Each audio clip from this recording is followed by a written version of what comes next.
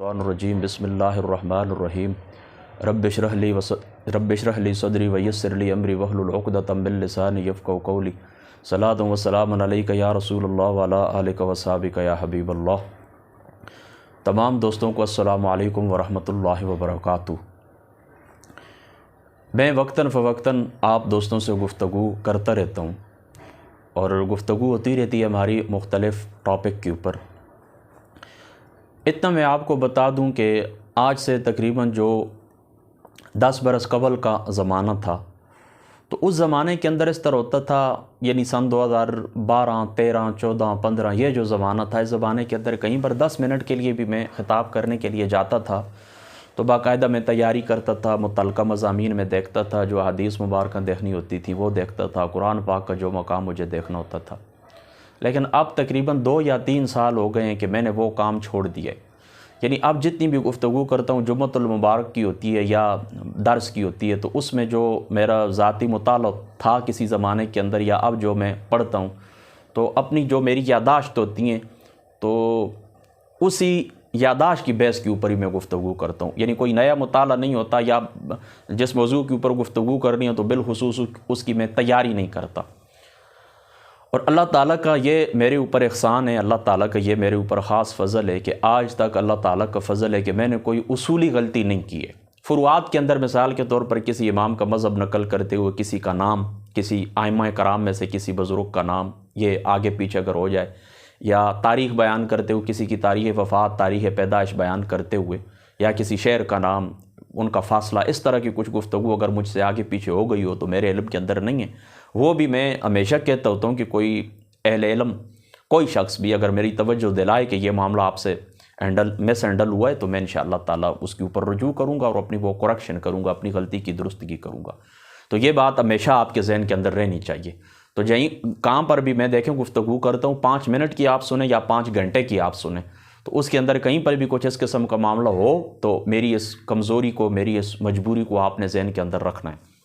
उसकी वजह यह है कि मुख्तलिफ़ हफ़्ते के अंदर देखें 4-5 दफ़ा गुफ्तगू करनी होती है, और आपको पता है कि फिर इतना वक्त नहीं होता, फिर मस्जिद, मदरसा और ये दीगर जो मामलात होते हैं इनका भी ख्याल रखना होता है, घरेलू ज़िंदगी भी होती है, तो बहुत सारे मामलात होते हैं। तो इतना तफसीली तौर के ऊपर अलबत्ता हमारी जो एक रूटीन का पढ़ना पढ़ाना है वो जारी रहता है। फिर उसके लिए नए सिरे से हम इस तरह मेहनत नहीं करते, नए सिरे से कि चलो जो कुछ पढ़ा हुआ है फिर उसको देखें, नई बात निकालें वगैरह वगैरह, इस तरह नहीं होता।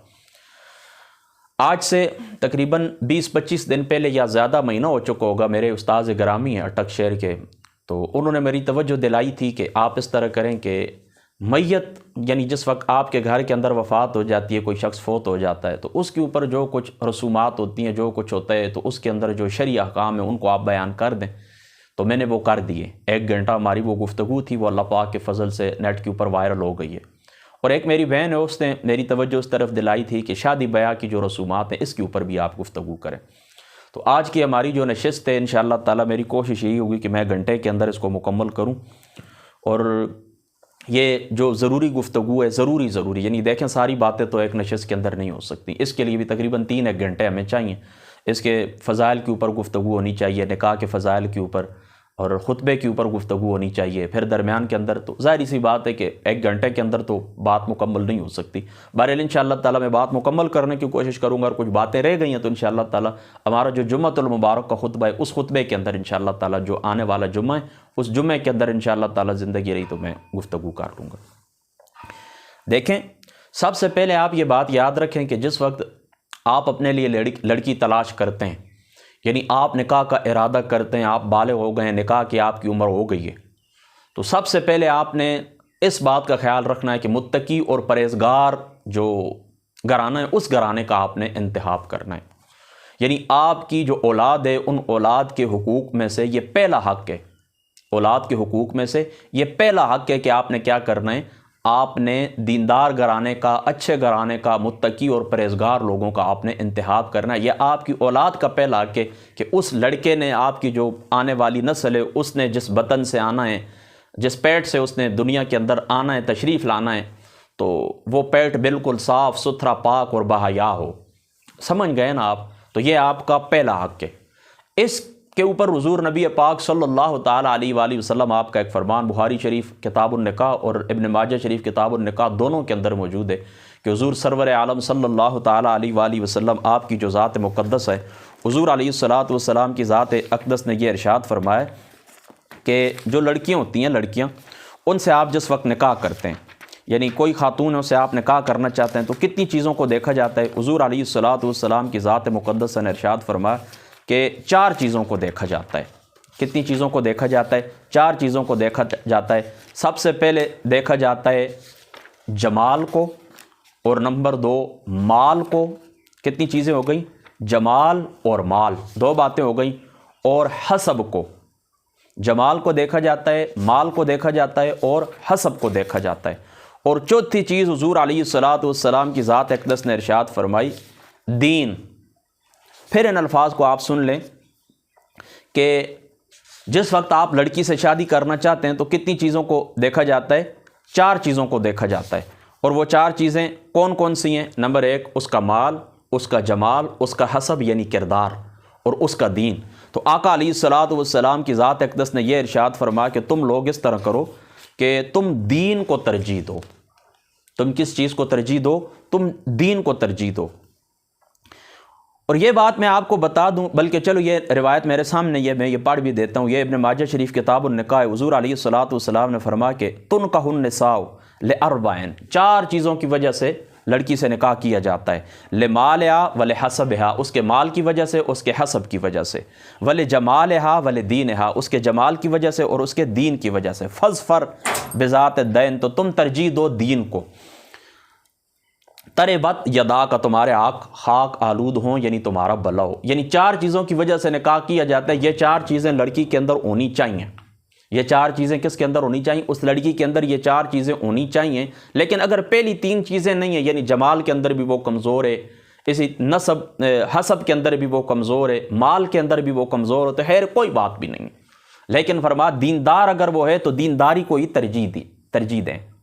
تو اب نکاح کرتے وقت یہ بات یاد رکھیں کہ لڑکے والوں کو چاہیے کہ یہ 4 چیزیں مد نظر آپ رکھیں۔ ان خواتین کے اندر جن سے آپ نکاح کرنا چاہتے ہیں ان سے ان 4 چیزوں کو آپ مد نظر رکھیں۔ لیکن اگر اس طرح ہے کہ ان 4 چیزوں میں سے 3 نہیں ہیں اور دین اس کے اندر موجود ہے، دیندار ہے، متقی، پرہیزگار، تو خیر پہلی 3 چیزیں اگر نہیں بھی ہیں تو آپ دین کو ہی ترجیح دیں۔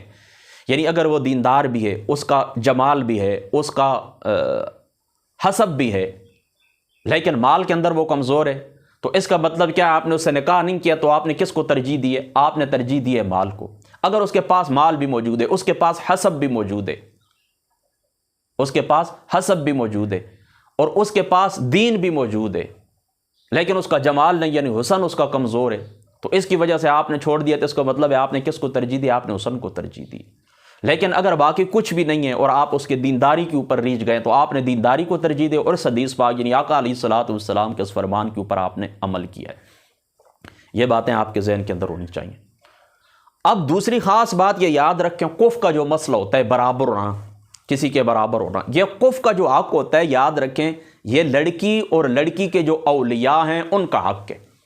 یعنی آپ جس وقت، یعنی یہ تو لڑکے کی بات ہو گئی نا، لڑکے والے اگر کسی لڑکی کو انتخاب کرتے ہیں، اس سے نکاح کرنا چاہتے ہیں، ان 4 باتوں کا خیال رکھیں۔ اب جو لڑکی والے وہ کیا کریں؟ لڑکی والے یاد رکھیں، کف کا خیال رکھیں، اور یہ کف کا خیال رکھنا ہمارے نزدیک، میرے نزدیک مستحب ہے۔ میں اس کو مستحب سمجھتا ہوں، یعنی اپنے مطالعے کی روشنی کے اندر میں کف کو مستحب سمجھتا ہوں۔ اب کف کے اندر کن باتوں کا خیال رکھا جانا چاہیے؟ یاد رکھیں کف کے اندر خیال رکھا جانا چاہیے جمہور علماء کے نزدیک 4 چیزوں کا۔ جمہور علماء کے نزدیک کتنی چیزوں کا خیال رکھا جانا چاہیے کف کے اندر؟ 4 چیزوں کا۔ ان میں دین، یعنی دین کے اندر وہ برابر ہو، دونوں مسلمان ہو۔ قرآن پاک کے اندر واضح حکم ہے، اللہ تعالیٰ فرماتا ہے کہ تم مشرکوں سے نکاح نہ کرو، مشرک لڑکیوں سے نکاح نہ کرو۔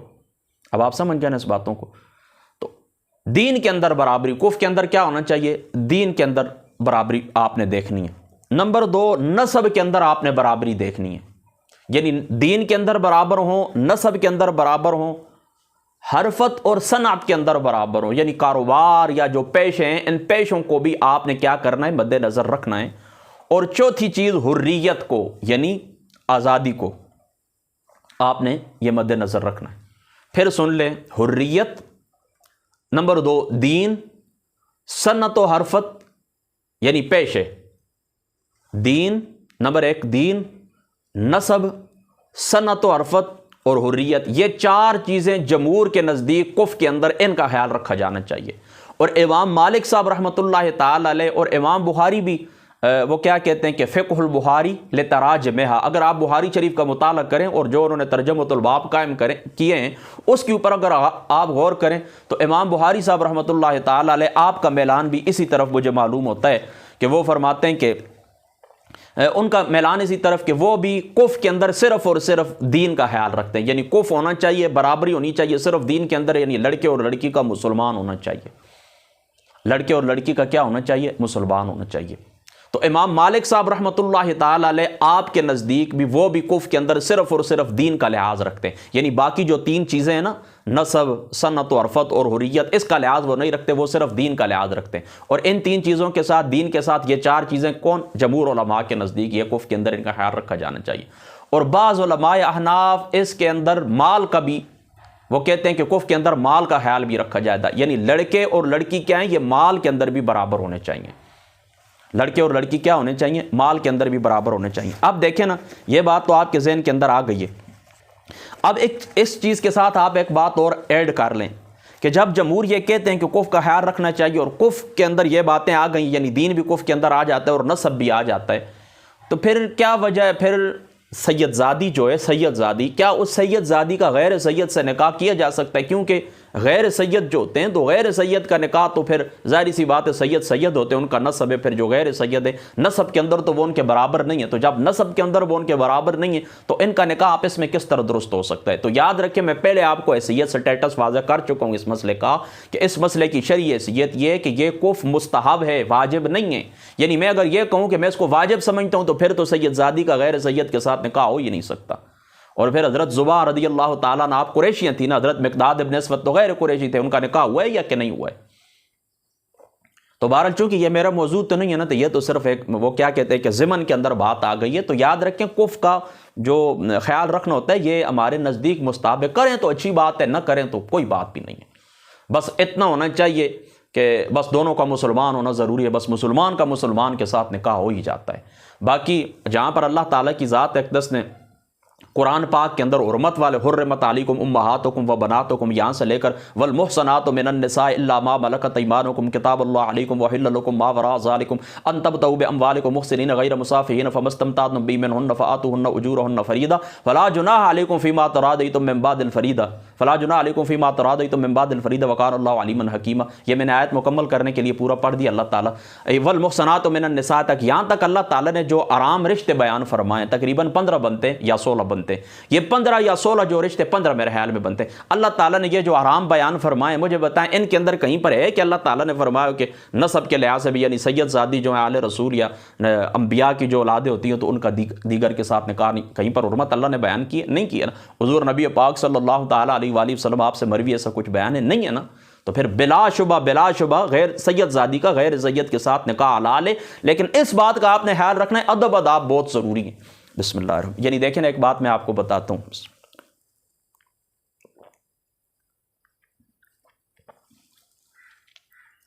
ادب آداب بہت ضروری۔ دیکھیں سید آل رسول ہے، یہ حضور علیہ الصلوۃ والسلام کا جو بدن مبارک ہے، جسم مبارک ہے، اس کا یہ حصہ ہے۔ وَجَعَلُوا لَهُ مِنْ عِبَادِهِ جُزْءًا، اللہ تعالیٰ قرآن کے اندر کیا فرماتا ہے کہ وہ لوگ کہتے ہیں، یعنی انہوں نے کیا کیا، ان فرشتوں مشرکین نے کیا کیا کہ ان کو بتوں کو جز بنا دی ہے، میرا جز بنا دی، یعنی اولاد کیا ہوتی ہے؟ جز ہوتی ہے نا۔ تو یاد رکھیں یہ حضور علیہ الصلوۃ والسلام کی ذات اقدس کے جو گھر والے ہیں، ان کی جو اولاد ہے، یہ حضور کے جسم کے حصے ہیں، حضور علیہ الصلوۃ والسلام کے جسم مبارک کی شعائیں ہیں، حضور علیہ الصلوۃ والسلام کے جسم مبارک کے ذرات آپ کو سمجھ لیں، اسے آپ کو سمجھ لیں۔ یعنی آپ اپنی اولاد کو سامنے چلتا پھرتا دیکھتے ہو تو کیا کرتے ہیں آپ؟ خود محسوس ہوتا ہے کہ نہیں یہ میں ہوں سامنے؟ میں خود اپنے بیٹے کو دیکھتا ہوں تو میں کہتا ہوں یہ میں بیٹھا ہوں، اس کے پیٹ کے اندر کچھ جاتا ہے، وہ کھاتا پیتا ہے تو میں سمجھتا ہوں کہ میرے اندر گیا ہے، وہ کچھ پیتا ہے ٹھنڈک مجھے محسوس ہوتی ہے، یعنی اولاد جز ہوتی ہے، سمجھ گئے نا؟ آپ کے جسم کا حصہ ہوتا ہے۔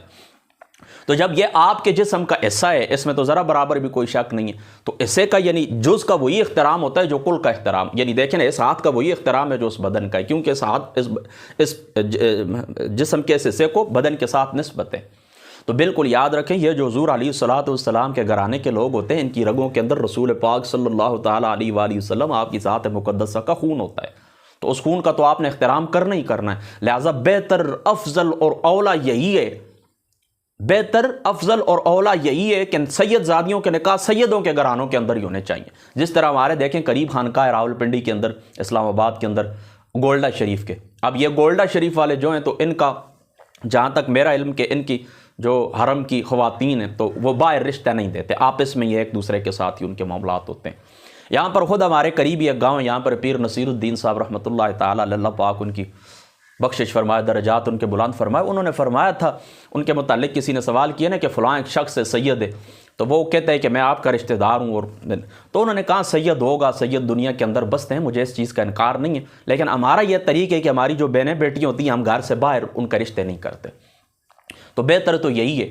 اور جہاں تک میرا علم ہے، پیر کرم شاہ صاحب الازری رحمۃ اللہ تعالیٰ علیہ، آپ کے گھر کے اندر بھی ایک سید زادی ہے، اور پیر کرم شاہ صاحب ظاہری سی بات ہے آپ سید تو نہیں ہیں، بہرحال مجھے جہاں تک علم ہے، اللہ تعالیٰ کمی بیشی معاف فرمائی، سنی ہوئی بات ہے، میں نے کہیں پڑھی نہیں ہے۔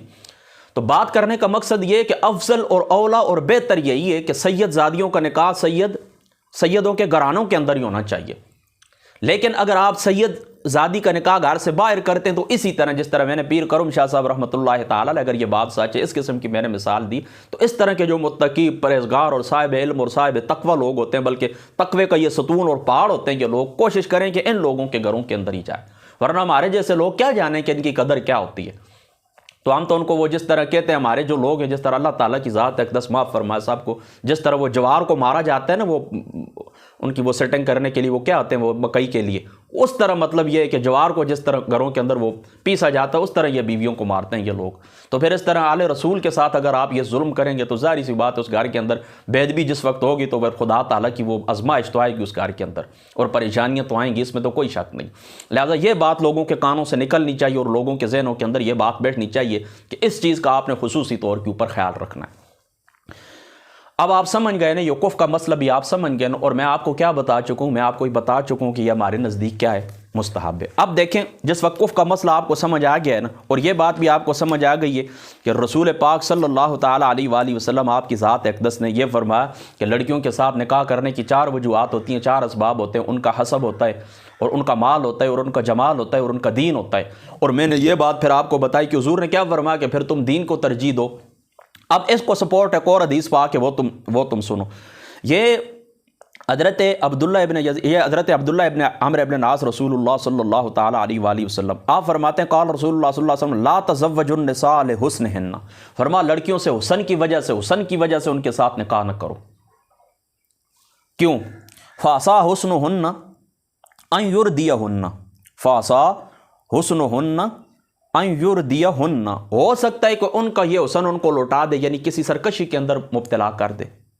ولا تزوجوہن لاموالہن فعسا اموالہن ان تطغیہن، اور ان کے اموال کی وجہ سے بھی ان سے نکاح نہ کرو کہ ہو سکتا ہے کہ وہ ان کو ہلاکت کے اندر ڈال دے، بغاوت کے اندر ڈال دے، یعنی وہ کیا کریں، دولت مندی کی وجہ سے اگر آپ نکاح کریں گے تو وہ انہیں سرکش، ہو سکتا ہے دولت انہیں سرکش بنا دے، اور حسن و جمال کی وجہ سے آپ نکاح کریں گے تو ہو سکتا ہے یہ حسن و جمال تباہی کا سبب بن جائے، یعنی حسن یا دولت دیکھیں آزمائش تو ہے، اس میں تو کوئی ذرا سے بھی شک نہیں۔ قرآن کے اندر بھی اللہ تعالیٰ فرماتے ہیں کہ یہ جو تمہاری بیویاں اور تمہاری اولادیں، ان کو اللہ تعالیٰ نے تمہارا دشمن قرار دیا ہے، یہ تمہاری دشمن ہے۔ بعض صورتوں کے اندر یہ دشمن ہو جاتی ہیں نا، یعنی انسان ان کے اندر پڑھ کے پھر اللہ کو بھول جاتا ہے، آخرت کو بھول جاتا ہے، تو یہ دشمنی ہوئی نا کہ ان کی وجہ سے آپ جہنم کے اندر چلے گئے۔ ورنہ جہاں پر اولاد کو یاد رکھیں دشمن کہا گیا ہے، اور بیویوں کو، اور یا ان کو فتنہ قرار دیا، اس سے فتنہ سے مراد وہ فتنہ نہیں ہے جس کو آپ فساد کہتے ہیں، ورنہ تو پھر نکاح اور یہ ہونا ہی نہیں چاہیے۔ اس فتنے سے مراد آزمائش ہوتی ہے کہ یہ مال اولاد کبھی کبھی انسان کے لیے ایسی آزمائش بن جاتے ہیں کہ لوگ پھر اس طرح کرتے ہیں کہ دنیا کے اندر ہی ڈوب جاتے ہیں، اور ان کے آگے پیچھے ساری زندگی گزر جاتی ہے، اور بندہ اپنی آخرت کے لیے کوئی تیاری نہیں کر سکتا۔ وَتَزَوَّدُوا فَإِنَّ خَيْرَ الزَّادِ التَّقْوَىٰ، اس سے انسان محروم رہ جاتا ہے۔ بسم اللہ الرحمن۔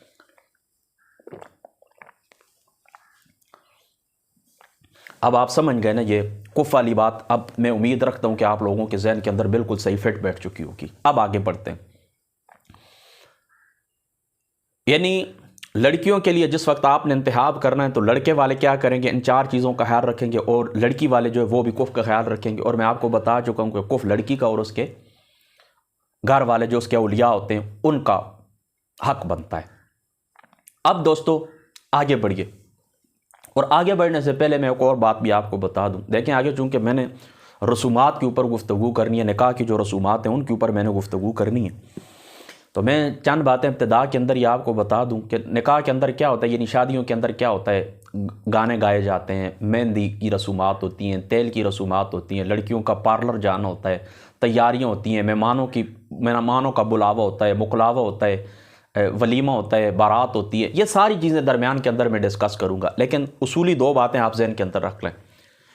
ایک ہوتی ہے رسومات، آپ کی ثقافت، یعنی شادی کے موقع کے اوپر آپ کی رسومات کیا ہیں، غمی کے موقع کے اوپر آپ کی رسومات کیا ہیں. رسومات کے متعلق شرعی نقطہ نظر آپ یہ یاد رکھیں کہ رسومات سے اسلام آپ کو منع نہیں کرتا. رسومات سے اسلام آپ کو منع نہیں کرتا، الا یہ کہ وہ رسومات قرآن اور سنت سے ٹکرا جائیں. بس یہ بات آپ نے ذہن کے اندر رکھنی ہے. رسومات آپ شادی کے موقع کے اوپر جو کچھ بھی کرتے ہیں، دیکھیں نا، ایک ہوتی ہے نا قومی ثقافت اور ایک ہوتی ہے صوبائی ثقافت. یعنی ایک تو ہوتی ہے نا، دیکھیں نا، اس ملک کے اندر ہم پاکستان کے اندر رہتے ہیں تو ایک ہماری قومی ثقافت ہے، اور ایک علاقائی ثقافت ہوتی ہے. یہ باقاعدہ کتابوں کے اندر ان کے الگ الگ باب آتے ہیں. علاقائی ثقافت ہوتی ہے، یعنی دیکھیں نا، ہمارا جو یہ ایریا ہے، علاقہ چھاچ، اس کو ازرو کہیں، اٹک کہیں، جو مرضی ہے کہیں، علاقہ چھاچ کہیں، اٹک کہیں، ہماری کچھ اپنی علاقائی رسومات بھی ہوتی ہے. یعنی چھاچ کی کچھ اپنی رسومات ہیں، ساتھ اٹک شہر کے اندر چلے جائیں، اٹک والوں کی کچھ یہ علاقائی رسومات ہوتی ہیں. تو ان سب میں یاد رکھیں کہ خوشی کے موقع کے اوپر آپ آزاد ہیں، اپنی رسومات آپ کر سکتے ہیں. جو مولوی سے منع کرتے ہیں وہ غلط کرتے ہیں، میں ان کے ساتھ نہیں ہوں، ان کے نقطۂ نظر سے مجھے بالکل اتفاق بھی نہیں. رسومات آپ کر سکتے ہیں، کوئی بات بھی ایسی نہیں ہے کہ اس سے اسلام آپ کو منع کرتا ہو. اسلام اس چیز سے آپ کو منع کرتا ہے کہ قرآن اور سنت کے واضح احکام سے جس وقت آپ کی وہ رسم ٹکرائے گی. اور بعض لوگ یہ بھی کہتے ہیں کہ رسومات جو غیر مسلموں سے آئی ہیں تو ان کو ہمیں ترک کرنا ضروری ہے، کہ من تشبہ بقوم فہو منہم. حضور علیہ الصلوۃ والسلام فرماتے ہیں کہ جو کسی قوم کی مشابہت اختیار کرے گا وہ گویا کہ اسی میں سے. لہٰذا ان رسموں کا ہمیں بائیکاٹ کرنا چاہیے جو دوسرے ممالک سے درآمد کی گئی ہیں، جو امپورٹ ہو کے آئی ہیں، یعنی یورپین ممالک سے، چین سے یہ ثقافت جو یہ ہمیں آئی ہیں تو اس کی ہمیں نقالی نہیں کرنی چاہیے. بسم اللہ.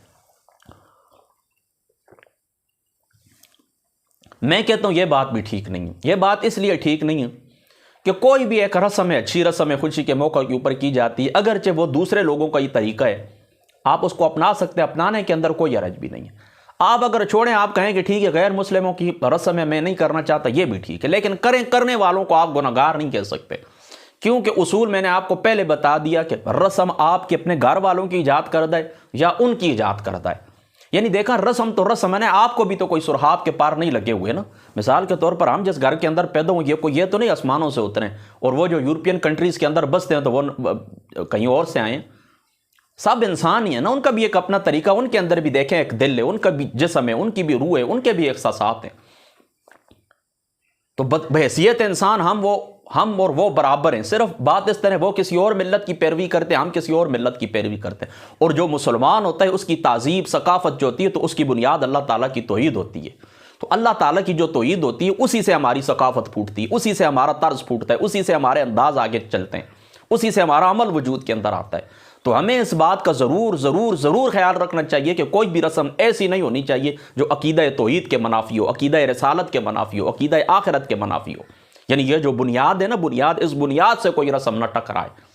من تشبہ بقوم فہو منہم، اس کے اندر ہمارا مطالعہ جو ہے وہ یہی ہے کہ حضور علیہ الصلوۃ والسلام کے اس فرمان کا مقصد یہ ہے کہ ان رسومات کو آپ ادا نہ کریں جو ان کا مذہبی شعار ہوں، یعنی بطور مذہب وہ کسی چیز کو اڈاپٹ کرتے ہیں اور وہ انجام دیتے ہیں، تو اس سے آپ کو بچنا ہوگا. وہ اگر آپ انجام دیں گے تو پھر یہ کہ دائرہ اسلام کے اندر آپ نہیں رہ سکتے، کیونکہ اسلام جس وقت آپ اس کا اقرار کر لیتے ہیں نا تو اس کی جو نقیض ہوتی ہے اس نقیض سے بھی آپ کو بچنا ہوگا. اب آپ سمجھ گئے نا؟ تو یہ بات آپ نے ذہن کے اندر رکھنی ہے، ٹھیک ہے؟ یعنی رسومات سے اسلام آپ کو منع نہیں کرتا. آپ کی قومی ثقافت ہے، قومی رسومات ہیں یا علاقائی ہیں، آپ ان کو ادا کریں شادی کے موقع کے اوپر، غم کے موقع کے اوپر، کوئی بات بھی نہیں. صرف اس کے اندر کوئی ایسی بات نہیں ہونا چاہیے جو عقیدہ توحید کے خلاف ہو، یعنی ہمارے ایمان کے خلاف ہو، ہمارے ایمان کے منافی ہو، ہمارے اسلام سے ٹکرائے، ہمارے دین سے ٹکرائے، ہماری شریعت سے ٹکرائے، اس کو آپ نے ذہن کے اندر رکھنا۔ دوسری بات خاص طور پر آپ نے یہ یاد رکھنی ہے کہ من تشبہ بقوم فہو منہم، یہ بھی آپ کے ذہن کے اندر یہ بات آ گئی ہے، اور رسوم والی جو بات ہے وہ بھی آپ کے ذہن کے اندر آ گئی ہے۔ لہٰذا اب ان علماء کو آپ آسانی کے ساتھ، علماء ہیں یا کوئی عام آدمی ہے، وہ آپ کو اگر ان چیزوں سے منع کرتا ہے کہ یہ فلاں سے درآمد ہو کے آئیے، یہ فلاں سے درآمد ہو کے آئیے۔ اچھا میں آپ کو ایک اور بات بتا دوں، تقریباً 12 سے زیادہ رسومات اور کام ہمارے ابھی بھی میرے سامنے ایسے ہیں، میں ان کو بیان نہیں کرنا چاہتا کہ وہ ہمارے اور ان کے درمیان، یعنی جن کی آپ کہتے ہیں کہ رسومات مغرب سے یہ امپورٹ ہو کے آئیں، وہ آپ بھی کرتے ہیں اور وہ بھی کرتے ہیں، تو کیا خیال ہے کہ پھر ہمیں یہ جو جائز کام ہے یہ سارے پھر چھوڑنے پڑیں گے صرف اس وجہ سے کہ وہ بھی کرتے ہیں؟ تو اس بات کو آپ نے خیال رکھنا ہے، بحیثیت انسان ساری دنیا برابر، سب اللہ تعالیٰ کے بندے ہیں، سب کے اللہ تعالیٰ نے ایک ہی دل، ایک ہی فطرت ہے، سب کی ایک ہی فطرت ہے۔ ہاں اتنا ضرور ہوتا ہے کہ کوئی لوگ گناہوں کے اندر اور خدا کی نافرمانیوں کے اندر اس طرح مبتلا ہو جاتے ہیں کہ وہ اپنی فطرت کے آگے باندھ دیتے ہیں، گویا کہ اپنی فطرت کو خود مسخ کر لیتے ہیں، وہ الگ لوگ ہوتے ہیں۔ لیکن فطرت سب کی بنیادی طور کے اوپر ایک ہے، اس کو آپ سلا دیں، اس کے خلاف چلیں، وہ آپ کو الٹاتی رہے گی، یہ ایک الگ بات ہے۔ تو اس چیز کا آپ نے خیال رکھنا ہے۔ پھر میں اپنا جملہ دہرا دیتا ہوں کہ کوئی بھی رسم ہے آپ اس کو ادا کر سکتے ہیں، آپ کی علاقائی رسم ہے یا آپ کی قومی رسم ہے، آپ اس کو ادا کریں، اس سے اسلام آپ کو منع نہیں کرتا۔ بس خوشی کا طریقہ ہو یا غم کے کوئی رسم ہو، بس قرآن اور سنت سے نہ ٹکرائے۔ سمجھ گئے آپ اس بات کو؟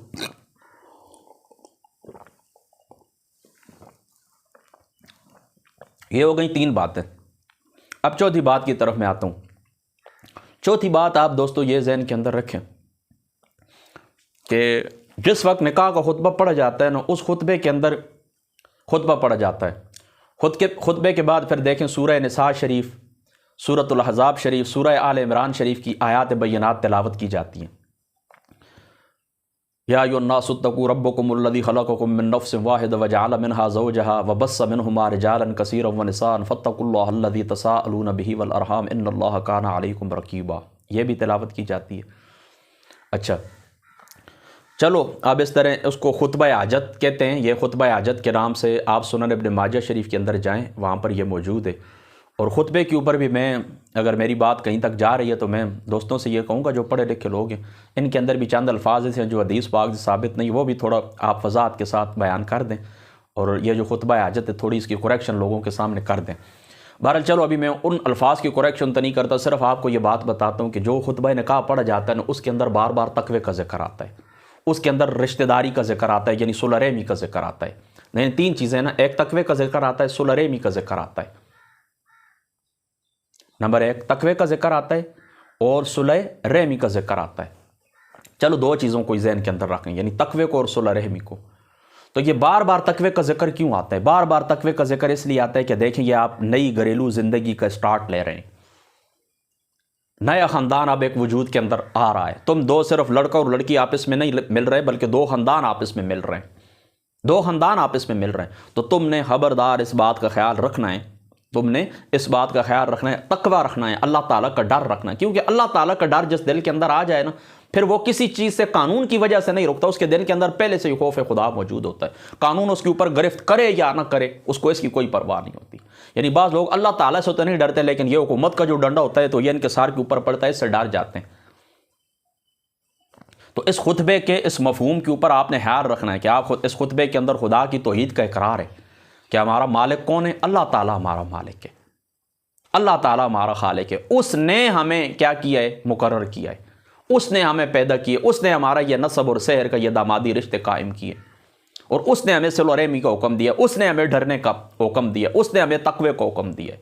لہٰذا بیویوں کے اوپر ہاتھ اٹھانے سے ڈرنا ہے، آپ کی جو اولاد ہے اس اولاد کے حقوق کا خیال رکھنا ہے۔ یہ کمزور مخلوق حضور علیہ الصلوۃ والسلام نے اس کو آبگینہ یعنی شیشے کا جو گروندہ ہوتا ہے وہ فرمایا، یعنی اتنی نازک ہوتی ہیں خواتین، تو ان کے ساتھ اس نے سلوک کا حکم اللہ تعالیٰ کی ذات اقدس نے مجھے دیا ہے، ان کے حقوق اللہ تعالیٰ کی ذات اقدس نے میرے اوپر مقرر کیے، لہٰذا ان چیزوں کا آپ نے خیال رکھنا ہے، اس نے اخلاق کے ساتھ، بہترین اخلاق کے ساتھ اپنی بیویوں سے پیش آنا ہے۔ حضور نبی پاک صلی اللہ تعالیٰ علیہ وآلہ وسلم آپ کی ذات اقدس نے کیا ارشاد فرمایا؟ خیرکم لآلی وانا خیرکم لآلی، تم میں سے بہتر وہ کہ جو اپنے گھر والوں کے حق میں بہتر ہے اور میں اپنے گھر والوں کے حق میں بہتر ہوں۔ اور دوسرے مقام کے اوپر حضور علیہ الصلوۃ خیارکم نساء، تم میں سے بہتر وہ ہے کہ تم میں سے بہتر کون ہے کہ جو اپنی عورتوں کے حق کے اندر بہتر ہے۔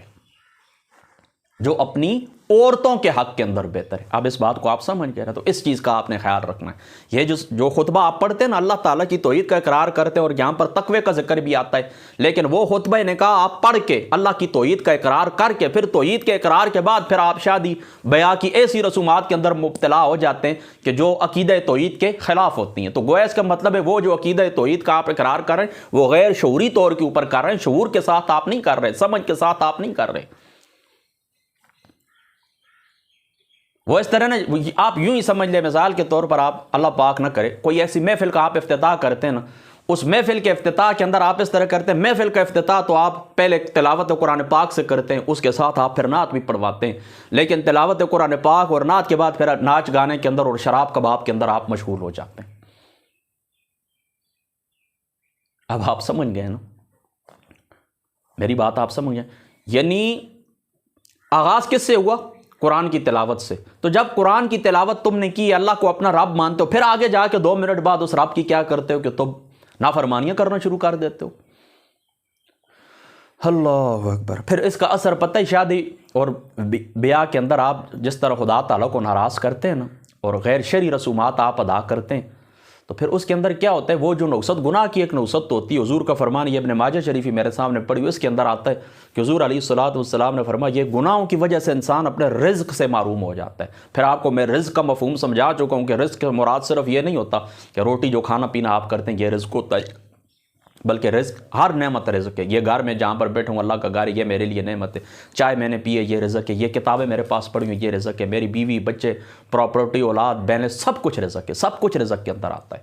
تو پھر بندہ ان سے محروم ہو جاتا ہے۔ تو میرے استاذ حنیف قریشی صاحب دامت برکاتہم العالیہ، آپ کو اللہ تعالیٰ آباد رکھے، آپ کچھ عرصہ پہلے یہاں پر مرزا کے اندر تشریف لائے تھے نا، تو وہ شادی کے موقع کے اوپر آپ کا خطاب تھا، تو اس کے اندر حنیف قریشی صاحب نے بڑی پیاری بات کی تھی۔ آپ کہتے ہیں یہ ابتدا کے اندر ہی آپ خدا تعالیٰ کو ان رسموں کے اندر آپ پڑ جاتے ہیں، اللہ کو ناراض آپ کرتے ہیں، اللہ تعالیٰ کی ذات اقدس کو آپ ناراض کرتے ہیں، تو پھر کیا ہوتا ہے؟ وہ گناہوں کی نوست پھر جس وقت پڑتی ہے نا دولہے اور دلہن کے اوپر، تو ان کی زندگی پھر اجیرن ہو جاتی ہے، پھر ایک سال بھی نہیں گزرتا بعد طلاق تک پہنچ جاتی ہے۔ تو اس چیز کا آپ نے خصوصی طور کے اوپر خیال رکھنا ہے کہ یہ جو خطبہ نکاح پڑھا جاتا ہے، توحید کا اقرار بھی آپ کرتے ہیں، تقوی کا حکم بھی آپ لوگوں کو سناتے ہیں، پڑھ کے سنایا جاتا ہے کہ اللہ تعالیٰ تمہیں ڈرنے کا حکم دیتا ہے، اللہ تعالیٰ تمہیں تقوی کا حکم دیتا ہے، پھر 2 منٹ آگے جا کے وہ ساری باتیں پیچھے رہ جاتی ہیں اور آپ اس طرح کرتے ہیں کہ لو لاب کے اندر اور اللہ تعالیٰ کی نافرمانیوں کے اندر اور گناہوں کے اندر آپ مبتلا ہو جاتے ہیں، اور وہ جو کچھ آپ نے پہلے اقرار کیا ہوتا ہے اس کے خلاف آپ چلنے لگ جاتے ہیں۔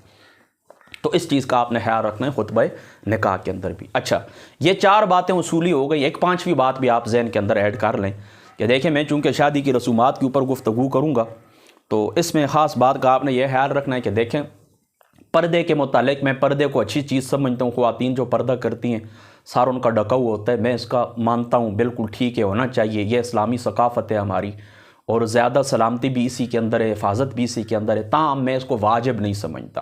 یعنی باقی علماء کا جو نظریہ ہے وہ کہتے ہیں کہ لڑکیوں کا پردہ واجب ہے۔ لڑکیوں کا پردہ کیا ہے؟ یعنی سر سے لے کر پاؤں تک وہ ڈکی ہوئی ہوگی، چاند ایک چیزیں، یعنی ہاتھ، اس کی ہتھیلیاں، اس کے پاؤں اور اس کا چہرہ، یہ اس کو چھوڑ کر باقی اس کا سارا وجود کیا ہے؟ پردہ ہے، اور یہ واجب ہے۔ میں اس کو واجب نہیں کہتا، ٹھیک ہے؟ تو ظاہر سی بات ہے جب میں اس کو واجب نہیں کہتا تو بہت ساری باتیں شادی کے اندر اس طرح کی آئیں گی کہ جہاں پر وہ لوگ کہیں گے کہ یہ انہوں نے گناہ کا کام کیا، تو میں کہوں گا نہیں، یہ گناہ نہیں ہے، کیونکہ میرے نزدیک تو پردہ واجب نہیں ہے، میں تو پردے کو واجب نہیں سمجھتا۔ اسی طریقے سے دوسری بات یاد رکھیں کہ یہ جو موسیقی ہوتی ہے صحت مند اگر شاعری کی جائے، اور اس کا بھی میں قائل ہوں، یعنی غنا جس کو کہتے ہیں نا، اور گانا موسیقی، میں اس کا قائل ہوں۔ اور میری دلیل کیا ہے؟ یعنی میں موسیقی کا قائل ہوں، میری دلیل کیا ہے؟ میری دلیل وہی ابن ماجہ شریف کا کتاب الغناء والدف، یا کتاب الدف والغناء، اس طرح یہاں پر میرے خیال میں 1700، یعنی کتاب النکاح کے اندر آپ جائیں گے نا تو باب الغناء والدف یہ آئے گا، اور 1797 نہیں 1897 نہیں 17 نہیں 1897 نمبر احادیث سے آپ جائیں نا، اور حدیث نمبر 1901 یا 1902 تک یہ 4 یا 5 روایتیں آپ کو ملیں گی۔ کتاب النکاح کے اندر جائیں گے، باب الغناء والدف آپ نکالیں گے، اور 1897 نمبر حدیث وہ ہوگی انشاءاللہ تعالیٰ، لازمی یہی مجھے یاد ہے، یہی ہے۔ تو یہ 4-5 جو روایتیں، یہی میری دلیل ہے۔ تو شادی کے موقع کے اوپر اگر صحت مند شاعری کی جائے، اچھے اشعار پڑھے جائیں، خواتین پڑھیں یا مرد پڑھیں، بشرطے کہ ادب و آداب کا خیال رکھا جائے، اور باقی جو دھنیں ہوتی ہیں، جو موسیقی ہوتی ہے، اس کے ساتھ وہ جو سازندے ہوتے ہیں، جو کچھ یہ کیا جائے، تو میں مطلب یہ کہ آداب کے اندر رہتے ہوئے میں اس کو جائز سمجھتا ہوں۔ تو اس چیز کو بھی آپ نے مد نظر رکھنا ہے۔ تو ایک پردے کے متعلق بھی بات ہو گئی، دوسری بات موسیقی کے متعلق بھی ہو گئی، تیسری ویڈیو کے متعلق بھی ہو گئی۔ دیکھیں ویڈیو بنانا اور اسی طریقے سے مووی بنانا، تصاویر وغیرہ، میں اس کی حرمت کا قائل نہیں ہوں۔ اور پہلے جو علماء تھے انہوں نے بھی لاؤڈ سپیکر کے اوپر، موسیقی کے اوپر، تصویروں کے اوپر فتوے دیے تھے، لیکن آج وہی علماء اس طرح کے ان کے اپنے چینلز ہیں، اور وہ سب سے اس وقت تک وہ اپنا بیان ہی شروع نہیں کرتے جب تک وہ کیمرہ سامنے نہ آ جائے، اور تصویریں منع کرتے تھے۔ اور آج ان کی تصویروں کو آپ دیکھیں، کوئی درخت آپ کو ایسا نہیں ملے گا، کوئی چوک آپ کو ایسا نہیں ملے گا۔ میں خود جن کے فتوے میں نے اپنے بچپن کے اندر سنے تھے، آج وہ الیکشن کے اندر کھڑے ہوتے ہیں، ان کے بڑے بڑے بینرز ہر چوک کے اندر آپ کو نظر آئیں گے۔ تو گویا کہ وہ بھی زبانی اگر انہوں نے رجوع نہیں کیا تو عملاً انہوں نے رجوع کر لیا، اور یہ تو میں سمجھتا ہوں ان کی منافقت ہی ہے۔ بہرحال یہ 3-4 چیزیں پھر میں گنوا دیتا ہوں، یعنی پردے کے متعلق، موسیقی کے متعلق اور مووی وغیرہ تصویر، ان کی میں حرمت کا قائل نہیں ہوں۔ لہٰذا جب میں حرمت کا قائل نہیں ہوں تو ظاہر سی بات ہے کہ میں جس وقت کوئی مسئلہ بیان کروں گا، کوئی بھی، یہ تو چلو شادی بیاہ کی رسومات ہیں، باقی بھی کوئی بات آئے گی تو پھر میرے نزدیک شاید مجھ سے ظاہر سی بات ہے میں ان کو جائز قرار دوں گا، یعنی اس کے ساتھ جو اٹیچ باتیں آئیں گی نا، تو ظاہر سی بات ہے کہ میں ان کو جائز قرار دوں گا اور باقی اس کو حرام قرار دیں گے۔ تو یہ فرق آپ نے اپنے ذہن کے اندر رکھنا ہے، اور آج بھی میں اس بات کا قائل ہوں کہ جو لوگ جس چیز کو دین سمجھتے ہیں ان کو اسی کے اوپر عمل پیرا ہونا چاہیے۔ یعنی ایک شخص یہ کہتا ہے نا، مجھے ناراضگی جو ہے نا وہ اس بات کے اوپر نہیں ہے کہ آپ مجھ سے اختلاف کیوں کرتے ہیں، ناراضگی اس بات کے اوپر ہے کہ آپ اختلاف کرتے ہیں، اختلاف برائے اختلاف آپ رکھتے ہیں، اختلاف برائے تنقید نہیں رکھتے، اختلاف برائے اصلاح نہیں ہے، آپ کا اختلاف علمی نہیں ہوتا ہے، تعصب کے اوپر مبنی ہوتا ہے اور منافقت کے اوپر مبنی ہوتا ہے۔ یعنی دیکھیں نا، میں اب پردے کا قائل نہیں ہوں، اگر واجب اس کو نہیں سمجھتا، تو میری جو بیٹی ہے وہ اگر اس طرح کرتی ہے کہ پردہ نہیں کرتی، یا جتنا میں کہتا ہوں وہ اس کو ٹھیک ہے کہتی ہے ٹھیک ہے، تو مجھے اس کے اوپر ناراض ہونے کی ضرورت تو نہیں ہے۔ میری بات منافقت یہ ہے کہ میں کہوں گا کہ پردہ واجب نہیں ہے، پھر میری بیٹی اس طرح کرے یا میری بیوی اس طرح کرے کہ وہ پردہ نہ کرے اور میں ان سے ناراض ہو جاؤں، تو یہ منافقت ہے۔ میں کہوں کہ مووی بنانا درست نہیں ہے، آرام ہے، پھر میری بیوی ہو، گھر والے ہوں، بچے ہوں، وہ اس طرح کرے کہ میری موویاں بنائیں اور نیٹ کے اوپر اپلوڈ کرتے رہیں، تو میں کہوں گا کوئی بات بھی نہیں۔ میں کہوں تصویر آرام ہے، لیکن آپ کو فیس بک کے اوپر، یوٹیوب کے اوپر، ہر جگہ سوشل میڈیا کے ہر پلیٹ فارم کے اوپر میری تصویریں نظر آئیں، یہ منافقت ہے، اس سے مجھے اختلاف ہے۔ میں کہوں کہ موسیقی آرام ہے، پھر اس طرح کروں کہ میں قوالی نام رکھ کے موسیقی کو جائز قرار دوں۔ اب قوالی کے اندر کیا ہوتا ہے؟ قوالی کے اندر اسی طرح کے معاملات نہیں ہوتے جن کو آپ فاسق کہتے ہیں۔ یعنی میں تو یہ نہیں کہتا نا کہ جو شخص اس طرح، اچھا چلو کسی علیہ کی وجہ سے آپ فاسق کسی کو کہتے ہیں، مجھے بتائیں قوالوں کے چہرے کس طرح ہوتے ہیں؟ داڑھی ان کی بالکل نہیں ہوتی، عورتوں کی طرح انہوں نے کپڑے پہنے ہوتے ہیں، اور یہ تو نعت خوانوں نے بھی آج کل یہ معاملہ کیا ہوا ہے، نعت خوان بھی اسی طرح کرتے ہیں کہ ان کے کپڑے عورتوں کی طرح ہوتے ہیں، رنگ برنگے کپڑے ہوتے ہیں، داڑھی ان کی بھی نہیں ہوتی، سار سے وہ ننگے ہوتے ہیں، اور اس طرح کرتے ہیں کہ گانوں کی طرز کے اوپر وہ نعتیں پڑھتے ہیں اور سار ڈم ڈم بھی ہوتا ہے، تو اس کو پھر اس طرح کرتے ہیں، اس کو میں منع نہ کروں تو پھر یہ میری بھی تو منافقت ہے نا، کہ ادھر میں کہوں کہ موسیقی اور گانا حرام ہے، دوسری طرف قوالی کے نام کے اوپر اور نعت خوانی کے نام کے اوپر میں خود ان محفلوں کے اندر جا کر شرکت کروں، اس چیز سے مجھے اختلاف ہے۔ میں کہوں کہ پاکستان کا نظام حرام ہے، الیکشن کے جو الیکشن کمیشن کا جو نظام ہے یہ سارا غداری کے اوپر مبنی ہے، اور یہ سارا فساد کے اوپر مبنی ہے، اور یہ کرپٹ نظام ہے، پھر اسی کرپٹ نظام کے تحت میں کرسی حاصل کرنے کی کوشش بھی کروں، اسی کرپٹ اسمبلیوں کے اندر میں جانے کی کوشش بھی کروں، تو میرا فتویٰ کچھ اور ہے، میرا عمل کچھ اور ہے۔ لما تقولون ما لا تفعلون، اللہ تعالیٰ فرماتے وہ بات کیوں کہتے ہو جو کرتے نہیں۔ تو اب یہ باتیں آپ کو سمجھ آ گئی نا۔ میں کہوں کہ پردہ واجب ہے، مجھے بتائیں جو لوگ پردے کو واجب کہتے ہیں، پردے کو جو سب سے سخت حکم حدیث پاک کی روح سے، چلو اس کی سند کے اوپر آپ گفتگو کریں بے شک، لیکن حدیث پاک کی روح سے سب سے سخت حکم دیور کے لیے، اور پاکستان ہندوستان کے اندر سب سے زیادہ جو اسکینڈل سامنے آئے وہ بابی اور دیور کے اسکینڈل سامنے آئے، اور یہی جو علماء کہتے ہیں پردہ واجب ہے، مجھے بتائیں کہ گھروں کے اندر آپ جا کر دیکھیں کہ کیا بابیوں اور دیوروں سے پردے ہوتے ہیں؟ یعنی سب سے سخت حکم تو خود بابیوں سے بات کرتے ہیں، بھابھیوں کے ساتھ سفر کرتے ہیں، بھابھیوں کے ساتھ ہوٹلنگ کے لیے جاتے ہیں، اور معاملہ چلو کدھر بھی نہ جائیں، ہوٹلنگ کے لیے بھی نہ جائیں، سفر بھی، گھر کے اندر تو سامنے نہیں ہوتے، وہ آپ کے لیے کھانا لاتی ہے، دعا سلام آپ کرتے ہیں، تو پھر یہاں پر بھی آپ تھوڑی سی مہربانی کریں نا، یعنی جو بات کہتے ہیں پھر اس کے اوپر عمل کر کے بھی دکھائیں۔ ایک شخص ہے نا وہ کہتا ہے قبضہ داڑھی واجب ہے، اور قبضہ داڑھی واجب ہے، جو اس سے کم کرائے تو اعلیٰ حضرت رضی اللہ تعالیٰ عنہ، حضرت محدث دہلوی صاحب اور کچھ دیگر علماء بھی ہیں جنہوں نے اس کو واجب کہا ہے، یعنی قبضہ داڑھی کو، تو ایک قبضہ سے جو بندہ کم کرے تو وہ آپ کیا ہوا؟ فاسق ہوا نا، تو مجھے بتائیں اس فاسق کے حق کے اندر آپ گواہی دے سکتے ہیں؟ یعنی جس طرح وہ نماز کے لیے آگے نہیں ہو سکتا، اس کو آپ کہتے ہیں کہ نماز کے لیے آگے ہو جائے، تو چونکہ یہ واجب کا منکر ہے لہذا واجب الاعادہ ہے، نماز ہم کو دہرانی پڑے گی، تو مجھے بتائیں وہ الیکشن کے اندر کس طرح کھڑا ہو سکتا ہے؟ اس کے حق میں آپ کس طرح گواہی دے سکتے ہیں؟ یعنی فاسق کے معلن وہ ہوا نا، اعلانیہ فاسق ہے نا، وہ نا اعلانیہ فسق کرنے والا نا، یعنی جو داڑھی کو ختم کرتا ہے، اور داڑھی اگر قبضہ واجب ہے تو وہ کیا کرنا ہے؟ اعلانیہ فسق کرتا ہے نا۔ تو جب وہ اعلانیہ دوستوں فسق کرتا ہے تو مجھے بتائیں ایسے شخص کے حق میں آپ گواہی دیں گے کہ یہ اچھا بنتا ہے؟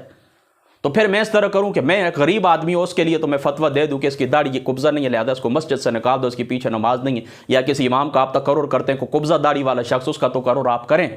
پھر اس طرح کروں کہ یہاں پر جو جنرل کرنل میجر جس وقت ان کے ساتھ میں سیٹ ایڈجسٹمنٹ کر لوں، اتحاد کر لوں، اور مسجد کے محرابوں کے اندر ان کو کھڑا کر کے ان سے تقریریں کرواؤں، ان کی گاڑیوں کے اندر چکر لگاتا رہوں۔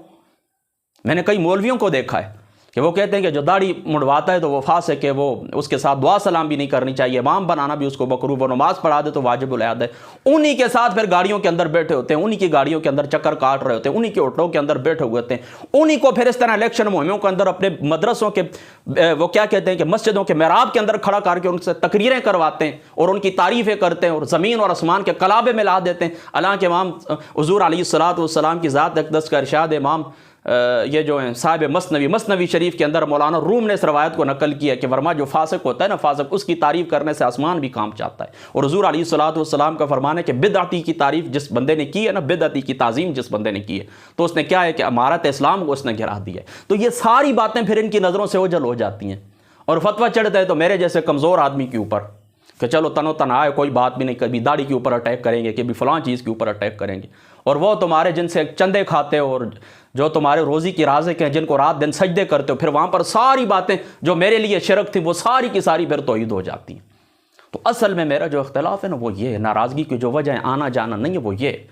اب مجھے تو کوئی کچھ نہیں، مجھے کل بھی ایک شخص نے پوچھا صاحب پھر اس طرح کہ کہیں پر نوکری کا مسئلہ آ جائے تو ظاہر سی بات ہے کہ بعض جگہ اس طرح ہوتا ہے کہ وہ کہتے ہیں کہ آپ داڑھی، مطلب یہ ہے کہ ہمارا جو اندر سیٹ اپ ہے تو داڑھی والے شخص کو ہم نہیں رکھ سکتے، تو داڑھی والے شخص کو ہم نہیں رکھتے ہیں تو پھر ہم کیا کریں، داڑھیوں کو ختم کریں یا نوکری کو چھوڑ دیں؟ تو میں ان کو یہی کہتا ہوں، میں نے کہا اگر آپ اس کو دین سمجھتے ہیں کہ یعنی آپ سمجھتے ہیں یہ واجب ہے، یہ دین کا حصہ ہے، تو پھر تو آپ گناہگار ہوں گے، بلکہ اگر گہرائی کے اندر چاہیں تو پھر تو آپ ایمان سے یاد دو بیٹھیں گے، لیکن آپ اس کو دین نہیں سمجھتے، ایک اچھی بات سمجھتے ہیں، چھوٹی ہو بڑی ہو تو کوئی بات بھی نہیں، پھر تو آپ تو اس چیز کا فرق ہمیشہ مد نظر رکھ۔ تو اب شادی بیاہ کی جتنی رسومات کے اوپر میں انشاءاللہ تعالیٰ آنے والی وہ گفتگو کروں گا، تو یہ 4-5 باتیں آپ نے ذہن کے اندر رکھنی ہے کہ پردے کو میں واجب نہیں سمجھتا، قبضہ داڑھی کو میں واجب نہیں سمجھتا، اسی طریقے سے موسیقی کو میں حرام نہیں سمجھتا، اسی طریقے سے وہ جو میں نے باقی مووی وغیرہ بنانا، ویڈیو بنانا، تصویر کشی کو میں حرام نہیں سمجھتا، لہٰذا میرے ساتھ جو گفتگو ہوگی تو اسی بنیاد کے اوپر ہوگی، اور جو میں گفتگو کروں گا تو اسی بنیاد کے اوپر کروں گا۔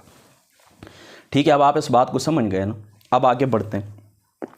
دوستو یہ تو میں نے آپ کو بتا دیا کہ جس وقت آپ شادی کی تیاری کرتے ہیں، اور یہاں پر بھی ایک مسئلے کے لحاظ سے ایک بات اور بھی آپ ذہن کے اندر رکھ لیں، مسئلے کے لحاظ سے یہ بات آپ نے ذہن کے اندر رکھنی ہے کہ جس وقت آپ نکاح کرتے ہیں نا، نکاح تو نکاح کی شرعی حیثیت کیا ہے؟ ہم احناف کے نزدیک یہ سنت ہے، بعض علماء اس کو غالباً حضرت امام شافعی صاحب اس کو مستحب کہتے ہیں، یعنی کرو تو ثواب والی بات ہے، نہ کرو تو کوئی گناہ کی بات نہیں ہے، لیکن وعند التوقان واجب، کہ جس وقت آپ کو دیکھیں نا شدید گناہوں کے اندر پڑنے کا اندیشہ ہو، آپ نفقے کے اوپر قادر ہوں، نفقہ آپ دے سکتے ہوں، تو پھر آپ اس طرح کہ اس کے اوپر پھر علماء احناف کا نقطہ نظر یہ ہے کہ یہ واجب ہو جاتا ہے۔ بہرحال اعتدال کی حالت میں یہ نکاح کیا ہے؟ یہ سنت ہے، اعتدال کی حالت میں نکاح کیا ہے؟ سنت ہے۔ تو نکاح کرنا کیا ہے؟ سنت۔ ہاں کوئی شخص اگر اس طرح نفقے کے اوپر وہ قادر نہیں ہے، جس طرح میں نے آپ کو بتایا نا کہ علماء احناف میں سے بعض اس طرح نا کہ کف کی جس وقت بات کرتے ہیں نا، کف کی، تو کف کے اندر وہ اس بات کا بھی لحاظ رکھتے ہیں، کف کے اندر وہ اس بات کا بھی لحاظ رکھتے ہیں کہ مال کے اندر بھی برابری ہونی چاہیے۔ تو مال کے اندر برابری کا یہی معنی لیا جائے گا کہ وہ لڑکی کو مار بھی دے سکتا اور لڑکی کے نفقے کے اوپر بھی قادر ہو، اور پھر ذرا سا آگے بڑھیں اور اس طرح برابری چاہیں تو پھر اس طرح اگر لڑکی 2 کروڑ کی مالک ہے تو لڑکا بھی 2 کروڑ کا مالک ہونا چاہیے، لڑکی 5 کروڑ کی مالک ہے تو لڑکا 5 کروڑ کے مالک ہونے چاہیے۔ اور میں سمجھتا ہوں کہ اس زمانے کے اندر، چونکہ میں آپ کو بتا چکا ہوں نا کہ کف میرے نزدیک کیا ہے، میرے مطالب، میرا جو اپنی تحقیق ہے تو اس کے مطابق کف شادی کے اندر کیا ہے؟ مستحب ہے، اور میں سمجھتا ہوں کہ اس زمانے کے اندر اس کو بہت زیادہ خیال رکھنا چاہیے، اور بالخصوص اس مال والی شک کے اوپر آپ نے خاصا تدبر کرنا ہے، اور دیکھیں رشتہ دیتے وقت، کیونکہ یہ کف جو ہوتا ہے نا، میں آپ کو بتا چکا ہوں نا کہ لڑکی کا اور لڑکی کے اولیاء کا حق ہوتا ہے، لہٰذا ان کو چاہیے کہ اس بات کا خصوصیت کے ساتھ خیال رکھیں، خصوصیت کے ساتھ اس بات کا خیال رکھیں۔ اس کی وجہ یہ کہ آج کل گھروں کے اندر زیادہ جو لڑائیاں اور جھگڑے ہیں وہ اسی مال کی وجہ سے ہیں۔ معیشت کمزور ہوتی ہے تو ظاہر سی بات ہے کہ بیوی کا موڈ بھی تبدیل ہو جاتا ہے، خاوند کا بھی تبدیل ہو جاتا ہے۔ میں نے خود کئی گھروں کے اندر دیکھا ہے کہ ابتدائی مہینے کی ہوتی ہے، تنخواہیں وغیرہ آتی ہیں تو سارے خوش ہوتے ہیں، خاوند بھی بیوی بھی، اور بیوی کا موڈ بھی اچھا ہوتا ہے، لیکن جب آخری تاریخیں ہوتی ہیں، کچھ معمولی سی 5 روپے کی چیز بھی ضرورت ہوتی ہے تو نہیں ہوتے کہ تنخواہ بھی آئی نہیں ہے، تو پھر حالات بگڑے ہوئے ہوتے ہیں۔ لہٰذا بیٹی کا رشتہ دیتے وقت اس مال کا ضرور خیال رکھنا چاہیے، یعنی مالی حیثیت اس لڑکے کی مستحکم ہونی چاہیے۔ یہ بھی ایک لوگوں کی بات ہے کہ نہیں جی ہم سادگی کے ساتھ نکاح کریں گے اور شرعی احکام رکھ دیں گے، نہ کچھ لکھوائیں گے نہ کچھ یہ کریں گے۔ جب اس طرح آپ نہیں کریں گے نا تو پیچھے پھر حالات بھی آپ دیکھ لیں، آپ کی لڑکیوں کے لیے پھر کیا سیفٹی رہ جائے گی؟ یعنی لڑکا تو پھر معاشرے کے اندر ایڈجسٹ ہو ہی جاتا ہے کسی نہ کسی صورتحال میں، لڑکی پھر کیا کرے گی؟ تو یہ باتیں آپ خدا کا واسطہ چھوڑ دیں۔ ٹھیک ہے وہ کسی بزرگوں کا تقوی ہوتا ہوگا، ان کی تعلیمات ہیں، ٹھیک ہے ان کا ایک اپنا عمل، لیکن دیکھیں ہر زمانے کی کچھ ضروریات ہوتی ہیں۔ اس زمانے کے اندر یہ دنیا گلوبل ویلیج نہیں بنی تھی، یعنی دیکھیں نا گلوبل ویلیج کا کیا مطلب ہے کہ اب ہم یوں سمجھ لیں ایک چھوٹا سا گاؤں ہے ساری دنیا، یا ایک چھوٹا سا شہر ہے، قصبہ ہے۔ پہلے تو دیکھیں نا یہ میرا گاؤں ہے نا، اس گاؤں کے ساتھ جو گاؤں ہے نا سرکہ، اس طرف سرکہ گاؤں ہے، اس طرف جو ہے دامان ہے، اس کی باتیں بھی ہمیں نہیں پتہ ہوتی تھی کہ وہاں پر کیا ہو رہا ہے۔ لیکن ابھی تو دیکھیں نا گھر کے اندر ہم بیٹھے ہوئے سامنے سکرین لگی ہوتی ہے، اپنا یہ جو پیڈ ہوتا ہے اس کے اوپر آپ دیکھ لیں، ٹیبلٹ کے اوپر، اپنے موبائل کمپیوٹر کے اوپر ساری دنیا کی آپ بیک وقت سیر کر رہے ہوتے ہیں۔ رات کو خود میں الیکشن کے ریزلٹ دیکھ رہا تھا، میں نے کہا پاکستانی میڈیا کیا کہتا ہے، انٹرنیشنل میڈیا کیا کہتا ہے، الجزیرہ والے کیا کہتے ہیں، نیو یارک ٹائم والے کیا کہتے ہیں، انڈیا والے کیا کہتے ہیں، انڈینس ٹائم کیا، تو ان کو سب کو میں نے گھر کے اندر بیٹھے بیٹھے بستر کے اندر اوپر بستر پڑا ہوا تھا، میں نے وہ سب کو ہی دیکھ لیا۔ تو یہ مطلب یہ ہے کہ آپ دیکھیں میڈیا کا زمانہ ہے، آپ اس طرح ہیں کہ جس وقت آپ کی بہنیں بیٹیاں گھروں کے اندر بیٹھ کر دنیا کے معاملات کو دیکھیں گی کہ فلاں شخص کے پاس اتنی دولت ہے، فلاں شخص کے پاس اتنی دولت ہے، فلاں کے پاس اتنی دولت ہے، تو ظاہر سی بات ہے کہ پھر وہ بھی کہتی ہے نا کہ ہمارا بھی کچھ ہونا چاہیے۔ میں اللہ تعالیٰ کو سامنے رکھ کے کہتا ہوں، میں نے یہ باتیں اپنی آنکھوں سے دیکھی ہوئی ہیں۔ بعض بیویاں ہوتی ہیں بہت صابر شاکر ہوتی ہے، میں مانتا ہوں کہ کچھ بھی نہیں کہتی، لیکن ان کے دل کے اندر تمنا ہوتی ہے، میں خود اس بات کا گواہ ہوں۔ میری خود جو گھر والی ہے نا تو وہ دیکھتی رہتی ہے نا فلاں کی شادی، اس کو یہی شوق ہے زیادہ تر، وہ دیکھتی رہتی، تو کبھی کبھی مجھے کہتی ہے کہ فلاں لڑکی وہ 6 ملکوں کے اندر گئی، فلاں نے شادی کے بعد اس کا خامد اس کو ہنی مون کے ٹرپ کے اوپر لے کے گیا، 10 مہینوں کے لیے وہ گئے، 10 ملکوں کے اندر وہ پھیل کے آئے، وہ یہ یورپین ممالک اور سوئٹزرلینڈ اور وغیرہ وغیرہ یہاں پر پھر کیا ہے۔ تو گویا کہ اس نے مجھے یہ نہیں کہا کہ میں نہیں جا سکی، اور لیکن میں سمجھتا ہوں اس بات کہ اس کے دل کے اندر یہ تمنا ہے۔ تو بات اس طرح اللہ تعالیٰ کا آپ کو واسطہ ہے، والدین کے سامنے میں ہاتھ جوڑتا ہوں کہ ان چیزوں کا آپ خیال رکھا کریں۔ میں تو آج سے کچھ عرصہ پہلے مسجد کے اندر جو درس تھا، میں تو اس بات کا بھی قائل ہوں کہ شہر اور گاؤں کا بھی خیال رکھنا چاہیے کہ شہری لڑکیاں جو ان کے شہر کے اندر ہی شادی ہونی چاہیے، دیہاتی لڑکیوں کی دیہاتوں کے اندر ہی شادی ہونی چاہیے، کیونکہ دیہاتوں کا ماحول ایک جیسا ہوتا ہے، ایڈجسٹنگ آپس میں ہو ہی جاتی ہے، اور باقی اس طرح کے جو شہری لڑکی ہوتی ہے اس کے اطوار تھوڑا انداز الگ ہوتے ہیں، تو دیہات کی جو لڑکی ہوتی ہے تو ان کے ساتھ حسد کے اندر مبتلا ہو جاتی ہے، وہ کہتی ہیں اچھا یہ طور طریقے تو ہمارے نہیں ہیں، یہ تو تمہارے ادھر چھوڑ کے آؤ، تو پھر وہ بیچاری کس طرح کر دیا، پریشان ہو جاتی ہے کہ میں کیا کروں۔ وہ تو آزاد خیال ہوتی ہے اپنا، اس کے وہ ذہن اس کا آزاد ہوتا ہے، اس کی تعلیم کے اندر تھوڑا شہری لڑکی دیہاتوں سے ذرا زیادہ ہی بہتر ہوتی ہے۔ وہ کہ آج کل کے دیہات وہ دیہات نہیں رہے کہ آپ دیہات بھی سارے تقریباً شہر بن چکے ہیں کہ کوئی ایسی سہولت جو شہر کے اندر میسر ہوتی ہے وہ دیہاتوں کے اندر بھی ہوتی ہے۔ بہرحال پھر بھی پاکستان کے آپ کو پتہ ہے اس کا باوا آدم ہی نرالا ہے، پاکستان، ہندوستان، بنگلہ دیش کی بات ذرا ہو رہی ہے، تو ان کے دیہات بھی اب چونکہ بعض پسماندہ آج بھی ہیں، تو اس چیز کا وہاں پر ان ملکوں کے اندر خیال رکھا جائے گا، وہ ان جگہوں کے اوپر اس کا بھی آپ خیال رکھیں کہ دیہات کا اور شہر کے اندر بھی کف کا خیال رکھنا چاہیے کہ شہری لڑکیاں شہروں کے اندر ہی جائیں، دیہاتی لڑکیاں دیہات کے اندر ہی جائیں۔ ہاں ہمارے یہاں تو پتہ ہے کیا، میں سچ بات آپ کو ایمانداری سے بتاؤں نا کہ اگر آپ اس طرح کرتے ہیں نا، کوئی مائیں بچوں کے لیے رشتہ تلاش کرتی ہے، بیوی ان کو مل جاتی ہے نا، تو آپ چاہیے کیا شکر ادا کریں اس بات کے اوپر کہ خامن کی محبت خامن کے دل کے اندر، بیوی کی محبت دل کے اندر پڑ گئی ہے، اور بیوی کی محبت خامن کے دل کے اندر پڑ گئی ہے۔ اس میں شکر ادا کرنا چاہیے اللہ تعالیٰ کا گھر والوں کو۔ لیکن گھر والے کیا کرتے ہیں، یعنی سب سے پہلے لڑکے کی امی، یعنی جو اس لڑکی کی ساس ہوتی ہے وہ، اور باقی وہ جو ہوتی ہیں دیورانیاں جٹھانیاں جو کچھ نندے مندے ہوتی ہیں، وہ ساری وہ حسد کے اندر مبتلا ہو جاتی ہیں۔ وہ کہتی ہیں اچھا یہ تو ہمیں سب کچھ چھوڑ کے اپنی بیوی کو ہو گیا، تو اب وہ کیا کرے، بیوی کا ہی اس نے ہونا ہے نا، اسی سے اب اس کی نسل آنی ہے، اسی کا ہونا ہے۔ شکر نہیں کرتی ہیں آپ اس کو، آپ کا اپنا گھر ہے، کل آپ بھی اپنے گھر کے اندر سدھار جائیں گی۔ والدین انہوں نے اپنی اچھی بہترین زندگی گزاری ہے، ٹھیک ہے، آپ پوتوں والے ہو گئے، بیٹوں کی آپ کی شادی ہو گئی تو عمر آپ گزار چکے نا. ہاں لڑکے کو یہ ضرور چاہیے کہ وہ اس طرح، یعنی بیوی کی محبت یہ نہیں، اس طرح اس کو محبت نہیں کہتے کہ محبت یہ ہے کہ آپ اس طرح ایک طرف لڑک کی جائیں اور باقی سارے رشتوں، یعنی بیلنس آپ نے خود ہی رکھنا ہے. یعنی میں دیکھیں نا، مجھے معلوم ہے کہ میں ایک مسجد کا امام ہوں، میرے پیچھے لوگ جمعہ پڑھتے ہیں، میری کیا حیثیت ہے، میں ممبر رسول کے اوپر بیٹھتا ہوں، اس کا یہ ایک سٹیٹس ہے، اس کے منصبی تقاضے کیا ہیں. اور میں اس طرح، میری بیوی بھی ہے، میرے 2 بچے بھی ہیں، میرے والدین بھی ہیں، میرے بہن بھائی رشتہ دار بھی ہیں، دوست احباب بھی، اٹھنے بیٹھنے والے بھی ہیں، مقتدی بھی ہیں. تو یہ سارے جتنے میرے رشتے میری ذات سے ریلیٹڈ ہے نا، ان کے اندر بیلنس میں نے خود رکھنا ہے. بیوی کا ایک ٹائم ہے، اس کو ملے گا. بچوں کا ایک ٹائم ہے، ان کو ملے گا. بچوں کی محبت اپنی جگہ، بیوی کی محبت اپنی جگہ، والدین کی اطاعت محبت اپنی جگہ. تو اس طرح نہیں ہونا چاہیے کہ بندہ بیوی کو اور کر رہے اور سارے رشتوں کو بلا دے. اور اس طرح بھی نہیں ہونا چاہیے کہ والدین کی اطاعت کا یہ مطلب بھی نہیں ہے کہ بندہ والدین کے کہنے کے اوپر بیوی کے اوپر ظلم و ستم کرنا شروع کر دے.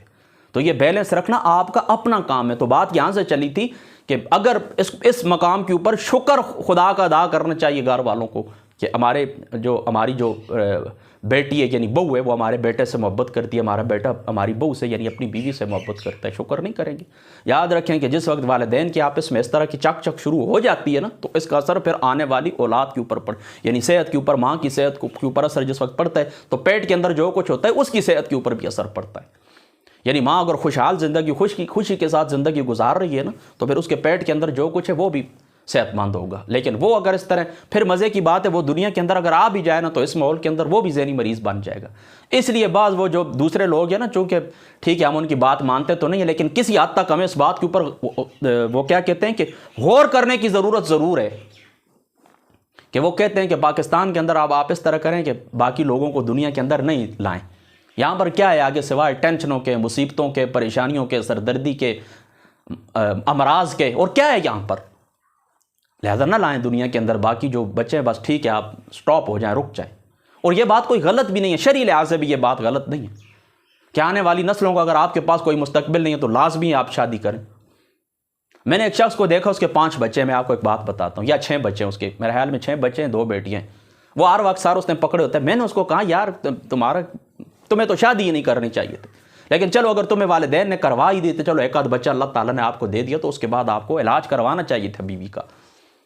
کنٹرول برتھ جس کو کہتے ہیں وہ آپ کو کرنا چاہیے تھا. آپ کو پتہ ہے کہ میرے گھر کے اندر وسائل اتنے نہیں، میرے پاس کوئی ہنر نہیں ہے، میرے پاس کوئی تعلیم نہیں ہے، تو آپ اس طرح کریں گے کہ مزدوری کر کے آپ بچوں کو کس طرح رکھ سکیں گے؟ آپ میری بات کو سمجھ. تو ان ساری چیزوں کو آپ نے ہمیشہ مد نظر رکھنا ہے. تو اب پھر واپس اپنی گفتگو کی طرف چلتے ہیں. اب اس طرح نا دوستو کہ جس وقت شادی کا آپ ارادہ کرتے ہیں تو شادی کا ارادہ کرتے ہوئے آپ کیا کرتے ہیں؟ شادی کا ارادہ کرتے ہوئے آپ آگے بڑھتے ہیں، لڑکی تلاش کرتے ہیں. اب لڑکی والے بھی کف کا خیال رکھیں گے اور لڑکے والے بھی ان 4 باتوں کا خیال رکھیں گے جو میں حدیث پاک پڑھ کے آپ کو سنا چکا ہوں. اب جس وقت ان باتوں کا آپ نے خیال رکھا ہے، آپ آگے بڑھیں، آپ نے رشتہ تلاش کیا ہے تو رشتہ آپ کو مل گیا ہے، بات آپ کی طے ہو گئی ہے، نسبت آپ کی طے پا گئی ہے. اس کو کہتے ہیں منگنی. اس کو کیا کہتے ہیں؟ منگنی. بعض لوگوں نے اس کے اوپر بھی انگلیاں اٹھائی ہیں کہ وہ جی منگنی کی تو رسم ہے، یہ فضول. کوئی فضول بھی نہیں، غلط بات ہے، یہ غلط بات ہے. منگنی ہے، نسبت ہے، پیغام بھیجنا درست ہے. اور جس وقت نسبت طے پا جائے اس کو منگنی کہتے ہیں. اور اس کی کچھ رسومات اگر آپ ادا کریں تو یہ درست ہے. مثال کے طور پر لڑکی والے ہمارے یہاں بستر ہوتا ہے نا کہ وہ انگوٹھی سونے کی ہو یا چاندی کو. لڑکیوں کے لیے آپ سونا بھی جائز ہے، تو کیوں نہیں آپ ان کو سونے کی انگوٹھی پہنا سکتے ہیں؟ سونے کی انگوٹھی آپ پہنائیں اور طائف کا جو تبادلہ آپ کرنا چاہیں وہ طائف کا تبادلہ بھی آپ کریں. ان طائف کا تبادلہ بھی آپ کریں. لازمی طور کے اوپر جو تحفے طائف دینے ہوتے ہیں ان کا تبادلہ بھی آپ کریں. کوئی اس کے اندر گناہ والی بات نہیں ہے. صرف آپ کو اس بات کا خیال رکھنا ہوگا کہ بوجھ نہ ہو ایک دوسرے کے اوپر. یعنی دوسروں کی دیکھا دیکھی کے اندر جو بات کی جاتی ہے کہ فلان اتنا کیا میں بھی اتنا کروں گا، تو اس طرح ہے کہ نہ کروں گا تو میری ناک کاٹ جائے گی. بس اس بات سے آپ نے پرہیز کرنا ہے. جو آپ کی توفیق ہے، لڑکوں والوں کو آپ تحفہ دینا چاہتے ہیں بے شک بھجوائیں. باقی رسم اس کو نہ بنا لیں کہ لازمی اب نکاح ہو گئے، منگنی ہو گئی ہے تو اب شب برات کے اوپر ہم اس طرح کریں گے کہ اتنا مال وہاں پر لڑکوں کے گھر والوں میں بھیجوائیں گے. لڑکی والے کہیں گے کہ ہم اتنے پکوان بنا کر لڑکی والوں کے گھر کے اندر بھیجیں گے. لڑکے والے اس طرح کریں. اچھا اسی طریقے سے شب برات کے موقع کے اوپر، عید کے موقع کے اوپر اور یہ جو شب برات یا معراج شریف یا اس طرح کے جو دن ہوتے ہیں، رمضان المبارک ہوتا ہے یا عید الفطر یا عید الاضحیٰ کے موقع کے اوپر جو رشتہ دار تحفے تحائف بھجواتے ہیں، یہ ویسے بھی درست ہیں، ویسے بھی بھجوانے چاہیے انسانیت کے ناطے. لیکن اس کے اندر خاص آپ نے جو بات یاد رکھنی ہے وہ یہ کہ بدلے کی امید کے اوپر کچھ بھی نہ کریں، اللہ کی رضا کے لیے کریں. کہ صلح رحمی جس کو کہتے ہیں نا، جس طرح میں آپ کو بتا چکا ہوں کہ نکاح کے خطبے کے اندر صلح واتقوا اللہ الذی تساءلون بہ والارحام، اللہ تعالیٰ پر تقوی اختیار کرو، ڈر رکھو، اللہ تعالیٰ کا تقوی رکھو. یہ وہ رشتے ہیں تساءلون بہ، ان کے سبب سے تم سوال کرتے ہو ایک دوسرے سے، ان رشتہ داریوں کے سبب سے تم ایک دوسرے سے سوال کرتے ہو. تو ان رشتہ داری کے یعنی یہ صلح رحمی، اس کا اللہ تعالیٰ مجھے اجر دے گا، اس چیز کا آپ نے خیال رکھنا ہے. تو بدلہ بھی نہیں ہونا چاہیے، یعنی بدلے کی امید بھی نہیں ہونی چاہیے، اور لگی بدی رسم بھی نہیں ہونی چاہیے. تو یہ منگنی کی صورتحال جو ہے اس صورت کے اندر یہ جائز ہے. منگنی آپ کریں لڑکی والوں کو. ہاں بعض دفعہ اس طرح ہوتا ہے کہ پھر لڑکی والے اس طرح کرتے ہیں کہ لڑکے والوں کو اس طرح کرتے ہیں کہ سونے کی انگوٹھی بیچتے ہیں. تو ظاہر سی بات ہے مرد کے لیے تو سونا وہ کیا کہتے ہیں استعمال کرنا حرام ہے. لیکن اگر وہ تحفہ دے دیتے ہیں لڑکے والے کو تو پھر آپ اس طرح کریں کہ اس کو اپنے گھر کے اندر رکھ لیں، یہ آپ کا مال ہے. ٹھیک ہے. تو منگنی کی رسم کیا ہے؟ منگنی کی رسم درست ہے، اس کو جائز ہے، کوئی اس کے اوپر کسی قسم کی کوئی گفتگو نہیں. اب دوستو اس طرح ہے کہ جس وقت منگنی ہو جاتی ہے تو اس منگنی سے پھر اس طرح ہے کہ آگے پھر بڑھا جاتا ہے. منگنی سے جس وقت آپ آگے بڑھتے ہیں تو آپ اس طرح کرتے ہیں کہ درمیان کے اندر ٹائم رکھا جاتا ہے. اور یہاں پر بھی میں نصیحت کرنا چاہتا ہوں کہ درمیان کے اندر جو ٹائم رکھا جاتا ہے یہ اتنا طویل نہیں ہونا چاہیے. کوشش کریں کہ منگنی کے فوراً بعد آپ نکاح کر دیں. لیکن اس طرح ہوتا ہے، میں آپ کو یہ بات ایمانداری سے بتاتا ہوں کہ عمومی طور پر اس طرح ہوتا ہے کہ منگنی کے بعد پھر جو نکاح کیا جاتا ہے وہ نکاح کیا جاتا ہے بارات کے موقع کے اوپر. یعنی جس وقت لڑکے والوں بارات لے کر جاتے ہیں لڑکی کے گھر، تو اس وقت کیا کیا جاتا ہے؟ وہاں پر نکاح کیا جاتا ہے. تو بہتر کیا ہے؟ بہتر یہ ہے کہ منگنی کے فوراً بعد کیا کر دیا جائے؟ نکاح کر دیا جائے. تو اب اس طرح کرتے ہیں کہ یہاں پر پہنچ کر بات کو ختم کرتے ہیں، بات کو روکتے ہیں. انشاءاللہ تعالیٰ زندگی رہی تو آج چونکہ اصولی باتیں ہو گئی ہیں، انشاءاللہ تعالیٰ یہاں سے پھر آگے گفتگو کریں گے.